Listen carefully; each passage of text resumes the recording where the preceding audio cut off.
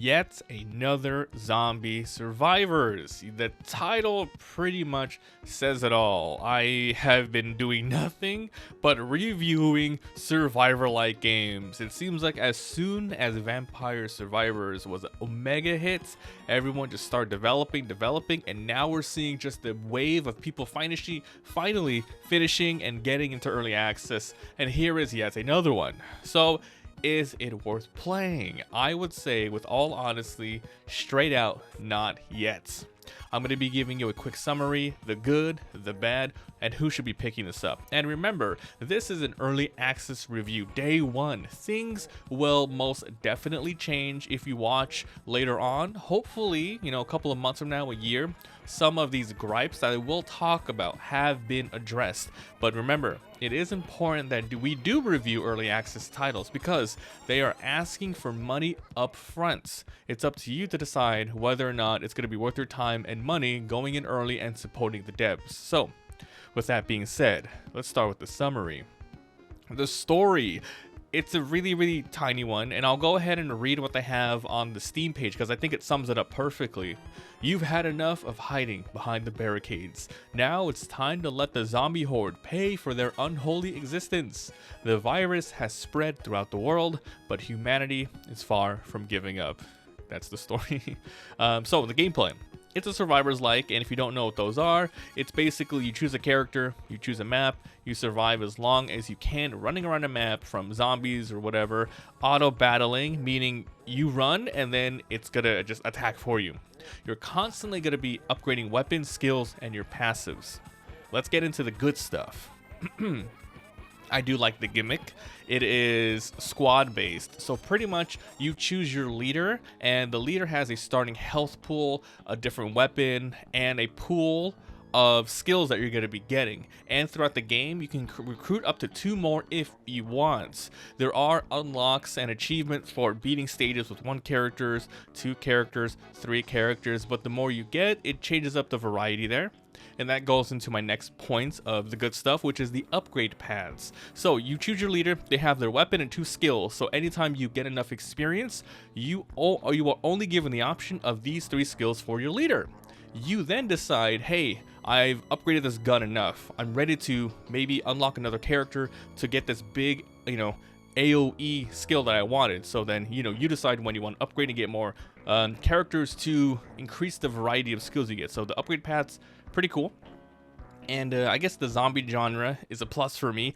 I'm a sucker for these types of genres because I guess maybe there's just been too many fantasy magic-based stuff, that I've been reviewing for the survivors genre. So this one's a little bit of an upside, a little bit of change of pace. I like the game, how it's a straight action, easy game loop. There's no complicated stuff here. Just pick your character, pick your map, pick your mode, and you go. It's addicting, but of course that lends itself because it is the Vampire Survivors genre. Now the other good thing is replayability. As mentioned, you're going to be unlocking new characters, weapons, passives, and then you get meta upgrades. While you're playing, you're going to be not just getting, temporary upgrades for that run, but money to increase your squad level. Then you're going to be going into an upgrade menu at the end of the run, and you're going to be, increasing tons of different stats, like, more money gain, more experience gain, more damage done, less damage taken, reload speed, etc. So you get to kind of choose your upgrades, and then you're just going to get better and better over time. That was the good stuff. Time for the bad stuff, and hopefully you guys don't think I'm being too harsh on this. So yeah, I think it's just way too early access. Not enough content for the price they're asking. The content, it is 1 map right now, 3 game modes. It's pretty much a survival mode, which is, basic for everything. Then you have an endless mode, which they should have just done what Brotato did. Basically, you just play 1 run, and then when you get to the end, then you can choose if you want to make it endless. What's the point of doing that?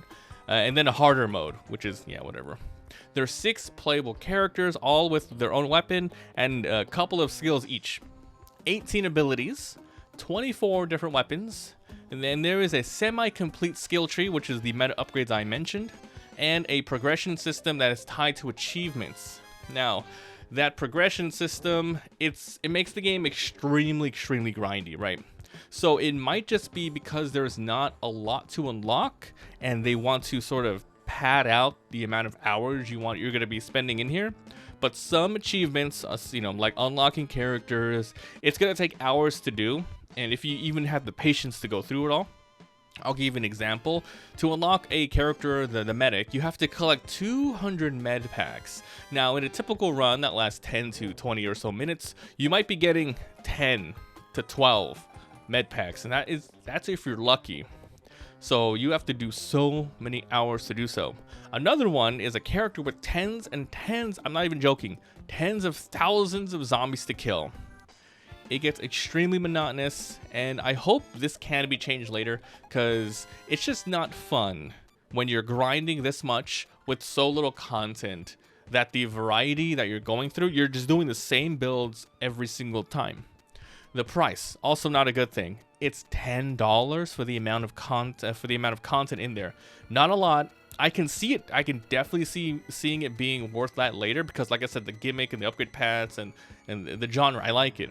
But there are so many other games out there, especially survivor games with more content, that's asking for a lot less right now. Another thing, quality of life stuff. Now this pain point can be easily changed. So if you're watching this months later, hopefully they've already addressed this. But there's no, so you have auto aiming for everything. But it would be really nice to have the option for manual aiming. That's a little bit of a discussion whether or not survivor games should have that option, but there seems to be a lot of different weapons, especially like ones that pierce or have a shotgun effect, that would just benefits way more than doing that. And I've seen it work in games. Playing Brotato, playing manual, you can have a lot of consistency with how you do damage. I do like how there's keyboard and mouse plus controller. That's good.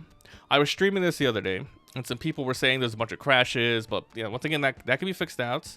At the moment, there's no hover to see your unlocks. You know, when you hover, you see tooltips to see what items do. None of that's there, so you don't know what this item does. You're just gonna find it in another run. Some stats aren't even explained in the game. There's one called happiness. What does that do? I have no idea. Is that luck?